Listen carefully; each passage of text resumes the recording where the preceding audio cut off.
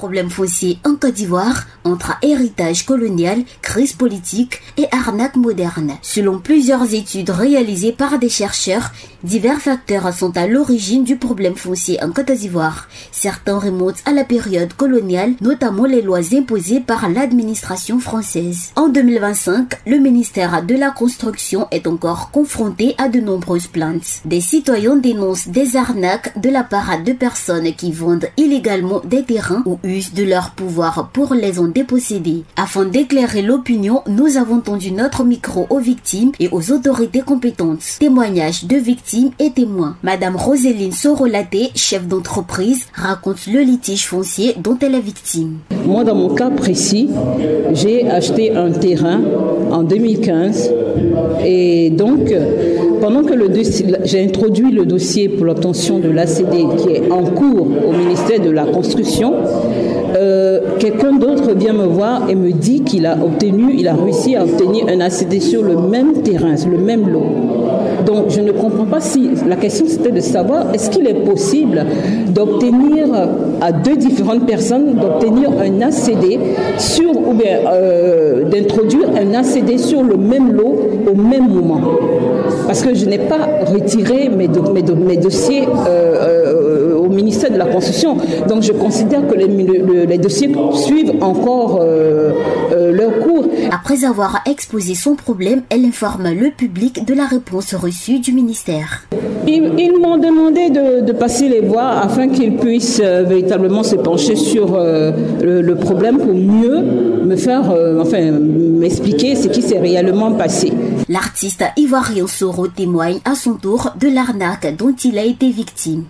Moi, je prends aujourd'hui le cas des Mbadon où il n'y a jamais eu de problème, à part un certain monsieur Daniel Robert qui a lu seul 61 lots pendant qu'il n'est pas éprié. Il n'a jamais fait de... Et je me rends compte que ce monsieur est sur mon terrain. Une attestation qui n'est pas l'attestation du village, mais une autre attestation de l'association des propriétaires terriens. Et encore, je me suis rendu compte que le deuxième nom est un gars du ministère qui s'appelle M. Kouebo Sensi. Il est juriste, il est au deuxième étage. Je suis allé lui demander, mais comment ça se fait que vous avez un ACD sur mon terrain? Il me dit qu'on lui a donné. Je lui ai demandé s'il sortait M. Dali. Parce qu'à Abidjan, ici, on ne donne pas terrain en Badon. Il propose également une solution pour mieux encadrer les transactions foncières. Le problème, aujourd'hui, les frères m'ont quitté là. Les voleurs savent que quand on vole un terrain, vous allez partir à la justice en première instance, ça va toujours être rejeté et après aller au Conseil d'État. Et cela met 5 ans. Pendant les 5 ans, certaines personnes peuvent mourir en route. Donc voici le système des voleurs. Pourquoi vous ne demandez pas à l'État que vous-même vous êtes de vous donner le pouvoir d'annuler ce que vous pouvez annuler pour régler les problèmes immédiats? Parce qu'aujourd'hui, que l'ADU soit créé, mais il y aura toujours des problèmes. Donc, il faut qu'on vous donne le pouvoir à vous-même de pouvoir annuler certains ACD où vous avez vu que vous avez constaté la fausseté après. Parce que les fausseurs trompent toujours la vigilance des agents de l'État. C'est une zone qui est chère. Donc vous avez quelques agents comme ça qui marchent avec des fausseurs. C'est ce que j'avais à dire. Voilà, merci. L'affaire Koné Bakary portée à l'Assemblée nationale. Dans le cadre de cette injustice, M. Assalé Timoko, député maire de Tiassalé, a soulevé l'affaire de M. Koné Bakary à l'Assemblée nationale en interpellant le ministre de la Construction. Alors, M. Koné Bakary a utilisé une procuration signée en 2017 pour se faire établir 6 ACD sur les terrains de la famille Mambo, sans être inscrit ni au ministère dans le guide, ni dans le village de Logobité. Par quel mécanisme il a pu obtenir les ACD sans avoir ni d'attestation, sans être inscrit ni dans les guides du ministère, ni dans celui du village de Logobité. Un autre Ivoirien vivant en Somalie est aussi victime de cette affaire. Son terrain a été vendu par le même individu par rapport à la même procuration. Et donc, comment il peut avoir des ACD sans être inscrit nulle part?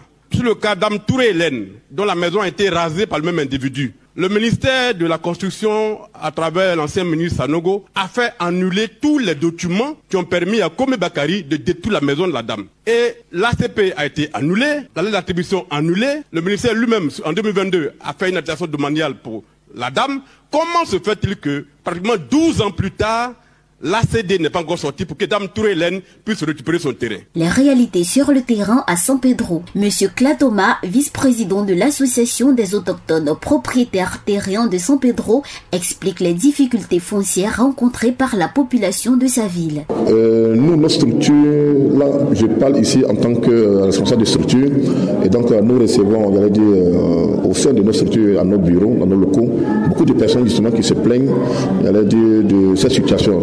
Mais le cas de San Pedro, on pourrait minimiser.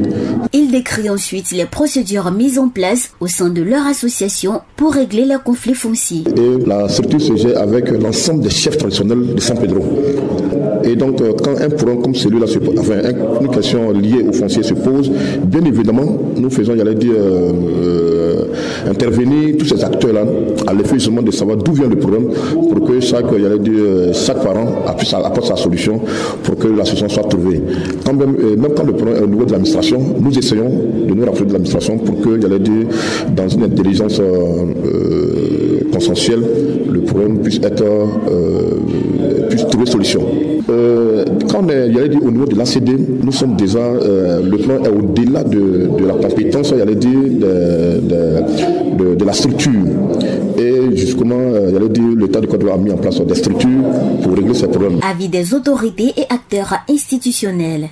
Maître Kofi Emmanuel, commissaire de justice, explique les démarches nécessaires pour sécuriser une demande d'arrêté de concession définitive ACD. Ce qu'on peut retenir, c'est que pour la sécurisation des attributions et surtout pour les demandes des ACD, il va sans dire que les commissaires de justice ont leur mot à dire. Parce qu'il faut vérifier. Il faut faire ce que nous appelons en son temps le compulsoire. Mais sans vérification, évidemment que ce que vous dites, il y a 2 ACD, cela résulte du fait qu'il n'y a pas assez d'informations. Puis il y a l'attribution. Les gens s'en vont, ils prennent des attestations et puis c'est pas par quelle alchimie ils s'en vont se faire établir des ACD. Mais si en amont il y a eu une vérification, il y a eu une collation des choses, des arguments et autres, on ne pourrait pas se permettre d'aller faire un ACD sans avoir la certitude que le document qu'on a dans la main est faux.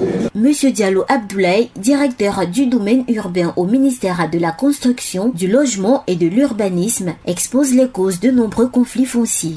Parce que tous les litiges qu'on voit aujourd'hui, on s'est rendu compte que ces litiges sont nés de la mauvaise compréhension des textes qui régissent la matière foncière et des procédures domaniales pour acquérir des titres de propriété définitifs. Il donne également des conseils pratiques à la population sur comment acheter un terrain et les mesures à suivre. Alors, pour acheter un terrain de façon sûre, il faut avoir en face un terrain sur lequel il y a un titre de propriété définitif, c'est-à-dire un ACD ou un certificat de propriété. Ça, c'est la façon la plus sûre d'avoir un terrain sécurisé. Et lorsqu'il n'y a pas ce document, il faut faire beaucoup de contrôles avant d'acheter ce terrain. Il faut se rendre au cadastre, dans les services du ministère de la Construction pour s'assurer que la personne qui est en train de vendre ce terrain a des documents fiables et que c'est cette personne qui est le véritable détenteur de droit sur ce terrain. Quand il s'agit de terrains villageois, il faut toujours faire le contrôle au niveau de l'administration et aller au village pour demander aux détenteurs de droits coutumiers, à leur représentant qui est le chef de village, est-ce que le chef reconnaît cette personne qui est en train de vendre le terrain? Est-ce que cette personne est répertoriée dans ses livres au village avant de faire la transaction? Il ne peut pas avoir 2 ACD sur un terrain. Toutes les procédures foncières et domaniales ont été mises en place pour éviter qu'il y ait 2 ACD sur un terrain. Bon, les personnes qui ont dit qu'il y a... Le ministre Bruno Nabagné-Koné, ministre de la Construction, du Logement et de l'Urbanisme, s'exprime sur les attestations villageoises. À partir du 1er janvier 2025, bien entendu, nos services, qu'ils soient à Abidjan ou déconcentrés, nos services ne vont plus accepter d'attestations villageoises sur des lotissements nouveaux.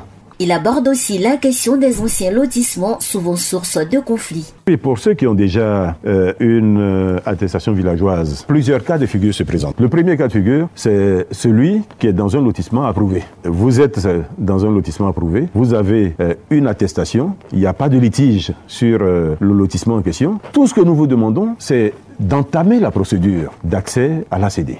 Le deuxième cas de figure, ce sont les personnes qui disposent d'attestations sur des lotissements non approuvés. Donc, dans ce deuxième cas de figure, aujourd'hui, tout ce que nous pouvons vous demander, c'est de mettre la pression sur celui qui vous a vendu, sur ceux qui vous ont vendu ces attestations, pour que le lotissement en question soit régularisé ou qu'il soit approuvé. Le troisième cas de figure qui est peut-être nouveau, c'est le lotissement qui fera l'objet d'approbation après le 1er janvier 2025. Un problème complexe aux racines multiples.